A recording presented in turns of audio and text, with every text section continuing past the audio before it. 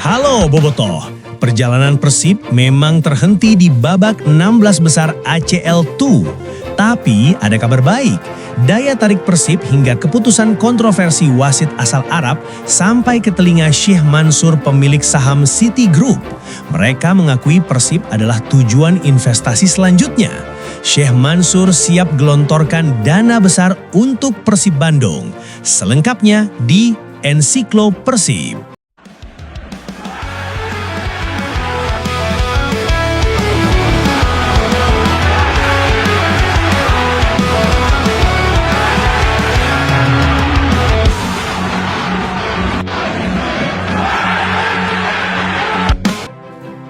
Malam di Bandung terasa berbeda.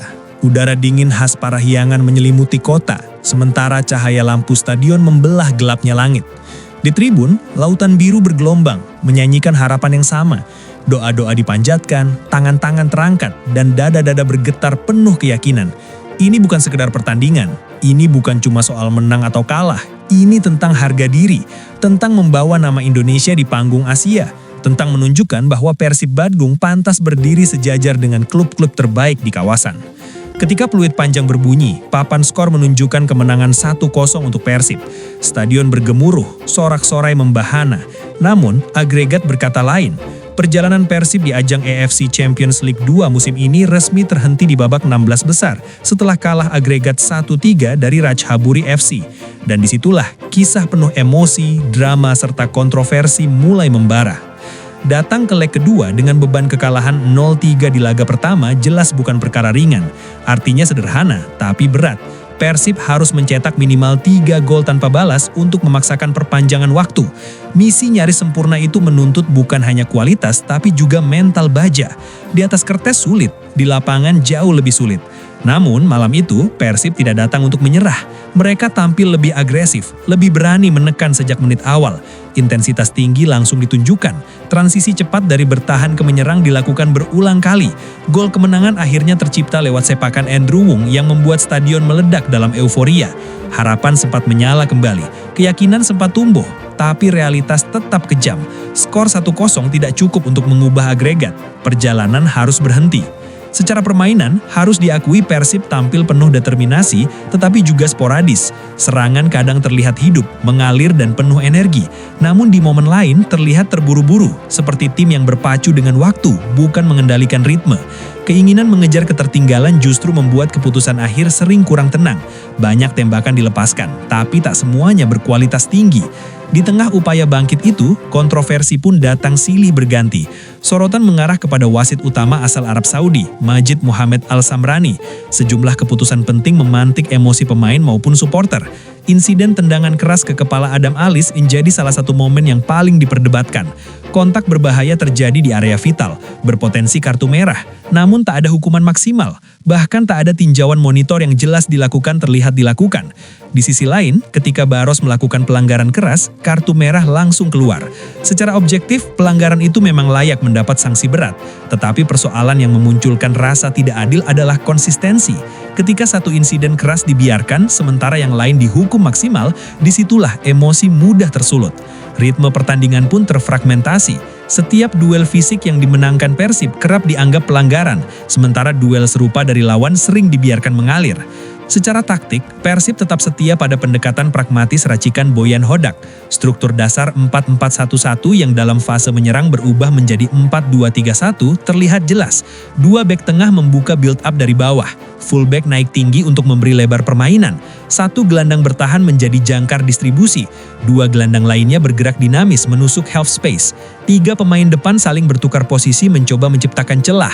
Secara teori, struktur itu solid. Namun masalah muncul ketika lawan bermain disiplin dengan blok rendah. Rajhaburi FC bertahan rapat, menutup ruang antar lini, dan menunggu momentum transisi. Penguasaan bola Persib berada di kisaran 57%. Jumlah tembakan lebih banyak, crossing cukup sering dilepaskan, tetapi efektivitas menjadi persoalan. Banyak peluang berasal dari luar kotak penalti, kombinasi cepat di area berbahaya masih minim, expected goals tidak terpaut jauh meski volume serangan lebih tinggi. Kartu merah mengubah segalanya, intensitas menurun, focal point di depan hilang, pressing tidak lagi seagresif sebelumnya. Distribusi bola lebih banyak berputar di lini tengah tanpa penetrasi signifikan.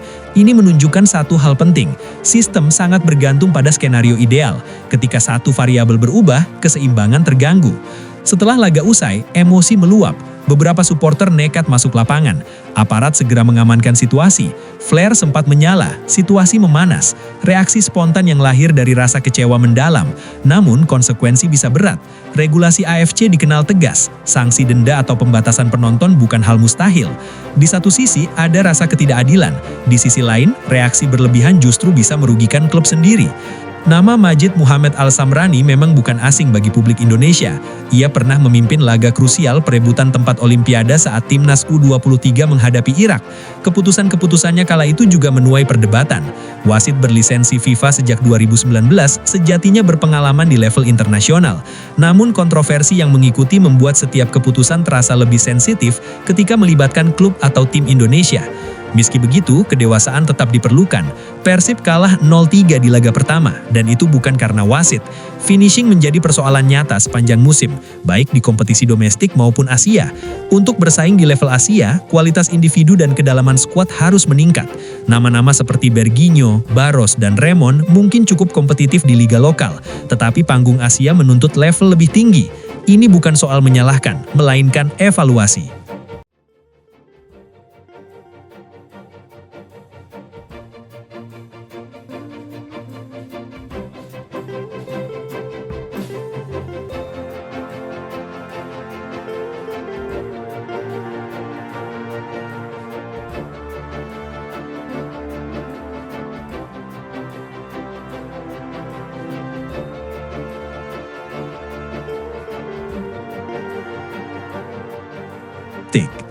Tantangan tak kalah berat menanti. Persija Jakarta dan Borneo FC adalah pesaing serius dengan ambisi besar. Gaya pragmatis hanya efektif jika berjalan mulus. Ketika lawan bertahan dalam dan disiplin, variasi serangan harus lebih kaya. Kombinasi cepat, kreativitas di sepertiga akhir dan penyelesaian akhir klinis menjadi pekerjaan rumah utama. Namun, di balik semua evaluasi teknis, ada satu hal yang tak boleh hilang, kebanggaan. Persib tidak menyerah, mereka berjuang hingga akhir. Mereka menang di leg kedua meski agregat tak berpihak. Itu menunjukkan karakter, menunjukkan bahwa mentalitas bertanding terus tumbuh. Bobotoh kecewa, itu wajar. Marah, itu manusiawi. Tapi sepak bola selalu memberi kesempatan baru. Kekalahan kadang menjadi cermin paling jujur. Cermin untuk melihat kekurangan, cermin untuk belajar, cermin untuk bangkit lebih kuat. Perjalanan memang terhenti di 16 besar, namun mimpi tidak pernah benar-benar mati. Selama lambang Persib masih melekat di dada para pemain, selama biru masih memenuhi tribun, selama nyanyian tak pernah berhenti menggema di Bandung, harapan itu akan selalu hidup. Musim Asia telah selesai, tapi masa depan belum. Jika Persib mampu memperbaiki efektivitas, meningkatkan kualitas skuad, memperkaya variasi taktik dan memperkuat mental di panggung internasional, bukan tidak mungkin musim depan cerita berbeda akan terukir. Karena sepak bola bukan hanya tentang hasil hari ini, ia tentang proses panjang, tentang jatuh dan bangkit, tentang air mata yang suatu hari berubah menjadi senyum kemenangan. Malam itu mungkin berat, namun sejarah Persib tidak berhenti di satu kekalahan. Perjalanan boleh terhenti, tapi semangat tidak. Dan dari Bandung, dari kota yang tak pernah lelah mencintai klubnya, keyakinan itu akan selalu tumbuh kembali.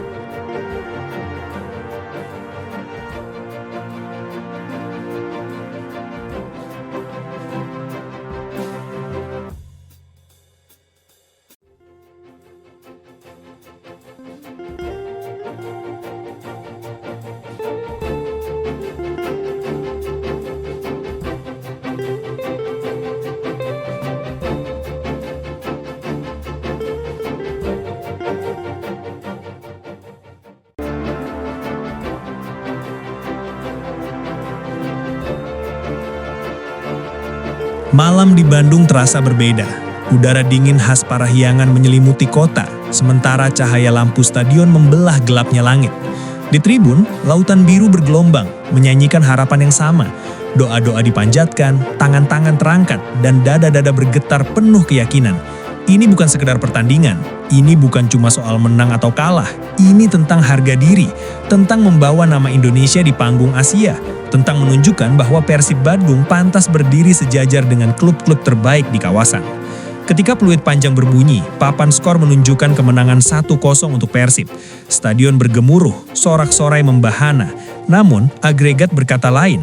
Perjalanan Persib di ajang AFC Champions League 2 musim ini resmi terhenti di babak 16 besar setelah kalah agregat 1-3 dari Rajhaburi FC. Dan disitulah kisah penuh emosi, drama, serta kontroversi mulai membara. Datang ke leg kedua dengan beban kekalahan 0-3 di laga pertama jelas bukan perkara ringan. Artinya sederhana, tapi berat.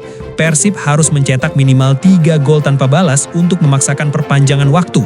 Misi nyaris sempurna itu menuntut bukan hanya kualitas, tapi juga mental baja.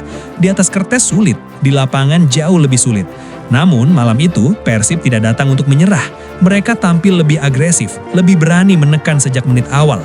Intensitas tinggi langsung ditunjukkan. Transisi cepat dari bertahan ke menyerang dilakukan berulang kali. Gol kemenangan akhirnya tercipta lewat sepakan Andrew Wong yang membuat stadion meledak dalam euforia.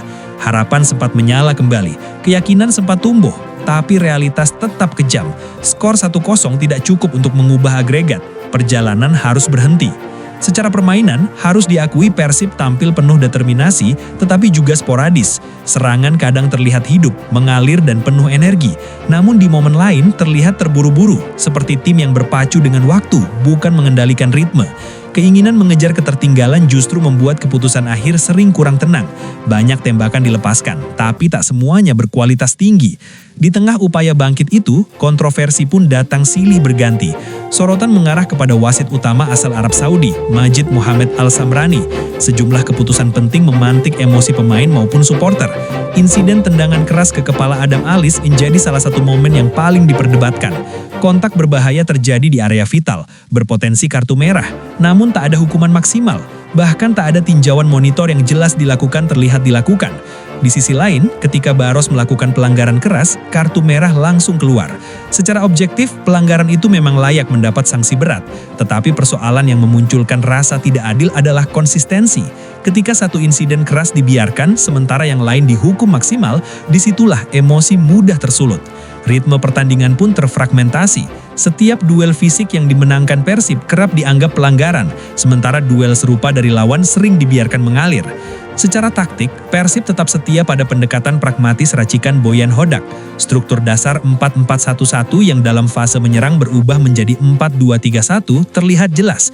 Dua bek tengah membuka build up dari bawah. Fullback naik tinggi untuk memberi lebar permainan. Satu gelandang bertahan menjadi jangkar distribusi. Dua gelandang lainnya bergerak dinamis menusuk half space. Tiga pemain depan saling bertukar posisi mencoba menciptakan celah. Secara teori, struktur itu solid. Namun masalah muncul ketika lawan bermain disiplin dengan blok rendah. Rajhaburi FC bertahan rapat, menutup ruang antar lini, dan menunggu momentum transisi. Penguasaan bola Persib berada di kisaran 57%. Jumlah tembakan lebih banyak, crossing cukup sering dilepaskan, tetapi efektivitas menjadi persoalan. Banyak peluang berasal dari luar kotak penalti. Kombinasi cepat di area berbahaya masih minim. Expected goals tidak terpaut jauh meski volume serangan lebih tinggi. Kartu merah mengubah segalanya, intensitas menurun, vokal poin di depan hilang, pressing tidak lagi seagresif sebelumnya, distribusi bola lebih banyak berputar di lini tengah tanpa penetrasi signifikan. Ini menunjukkan satu hal penting, sistem sangat bergantung pada skenario ideal. Ketika satu variabel berubah, keseimbangan terganggu. Setelah laga usai, emosi meluap. Beberapa supporter nekat masuk lapangan. Aparat segera mengamankan situasi. Flare sempat menyala, situasi memanas. Reaksi spontan yang lahir dari rasa kecewa mendalam. Namun konsekuensi bisa berat. Regulasi AFC dikenal tegas. Sanksi denda atau pembatasan penonton bukan hal mustahil. Di satu sisi ada rasa ketidakadilan. Di sisi lain, reaksi berlebihan justru bisa merugikan klub sendiri. Nama Majid Mohamed Al-Samrani memang bukan asing bagi publik Indonesia. Ia pernah memimpin laga krusial perebutan tempat Olimpiade saat timnas U23 menghadapi Irak. Keputusan-keputusannya kala itu juga menuai perdebatan. Wasit berlisensi FIFA sejak 2019 sejatinya berpengalaman di level internasional. Namun kontroversi yang mengikuti membuat setiap keputusan terasa lebih sensitif ketika melibatkan klub atau tim Indonesia. Meski begitu, kedewasaan tetap diperlukan. Persib kalah 0-3 di laga pertama, dan itu bukan karena wasit. Finishing menjadi persoalan nyata sepanjang musim, baik di kompetisi domestik maupun Asia. Untuk bersaing di level Asia, kualitas individu dan kedalaman skuad harus meningkat. Nama-nama seperti Berginho, Barros, dan Remon mungkin cukup kompetitif di liga lokal, tetapi panggung Asia menuntut level lebih tinggi. Ini bukan soal menyalahkan, melainkan evaluasi.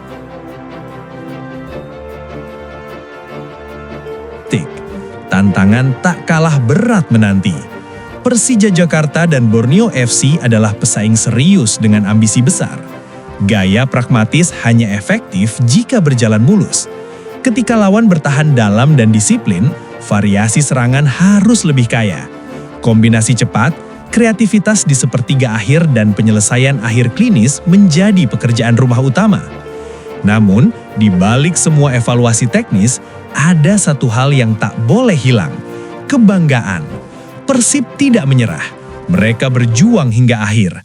Mereka menang di leg kedua meski agregat tak berpihak. Itu menunjukkan karakter, menunjukkan bahwa mentalitas bertanding terus tumbuh. Bobotoh kecewa, itu wajar. Marah, itu manusiawi. Tapi sepak bola selalu memberi kesempatan baru. Kekalahan kadang menjadi cermin paling jujur. Cermin untuk melihat kekurangan, cermin untuk belajar, cermin untuk bangkit lebih kuat. Perjalanan memang terhenti di 16 besar, namun mimpi tidak pernah benar-benar mati. Selama lambang Persib masih melekat di dada para pemain, selama biru masih memenuhi tribun, selama nyanyian tak pernah berhenti menggema di Bandung, harapan itu akan selalu hidup. Musim Asia telah selesai, tapi masa depan belum. Jika Persib mampu memperbaiki efektivitas, meningkatkan kualitas skuad, memperkaya variasi taktik dan memperkuat mental di panggung internasional, bukan tidak mungkin musim depan cerita berbeda akan terukir. Karena sepak bola bukan hanya tentang hasil hari ini, ia tentang proses panjang, tentang jatuh dan bangkit, tentang air mata yang suatu hari berubah menjadi senyum kemenangan. Malam itu mungkin berat, namun sejarah Persib tidak berhenti di satu kekalahan. Perjalanan boleh terhenti, tapi semangat tidak. Dan dari Bandung, dari kota yang tak pernah lelah mencintai klubnya, keyakinan itu akan selalu tumbuh kembali.